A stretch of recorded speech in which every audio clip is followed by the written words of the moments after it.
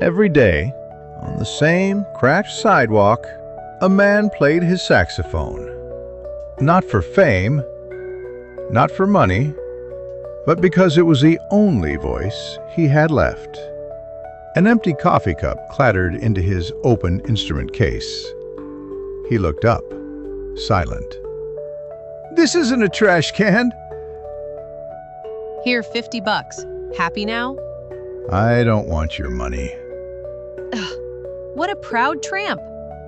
The girls walked away. As he picked up the trash, something caught his eye. A sapphire ring gleaming under a napkin. This is real. That afternoon, he stepped into a quiet pawn shop. Behind the counter stood a man with slicked-back hair and a crooked grin. Sapphire ring, huh? You're either real lucky or real foolish. "I just want to get home. I think this could be my wife." $500. Enough for a train and a meal. Or you play outside my shop for a week, bring in some business, I'll give you the full value. He hesitated, then nodded. Each day, his music filled the air. People stopped, listened. Coins fell, hope returned. On the fourth evening, a familiar face stood at the crowd. The girl. This time, no laughter, only a paper bag in hand. I came to apologize for what she did and for not stopping her. This is for you. Clothes, food. You didn't deserve that. "Thank you.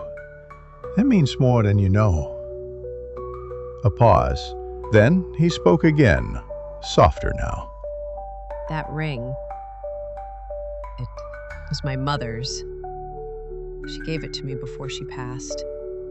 I didn't even recognize it at first. Oh no! You pawned it? He nodded. He rushed back to the pawn shop. "I need it back." Already sold, I'm afraid. A long silence. Just kidding. Lucky you, no one came for it. Got the money? He placed a week's worth of coins on the counter. The ring returned to his hands.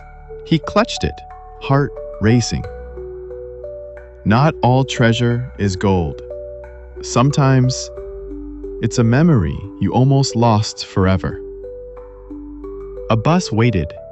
Clean clothes, sacks in hand, ring in his pocket. "I've played for strangers, hoping someone would hear me. I found kindness in unexpected places, and forgiveness in a simple gift."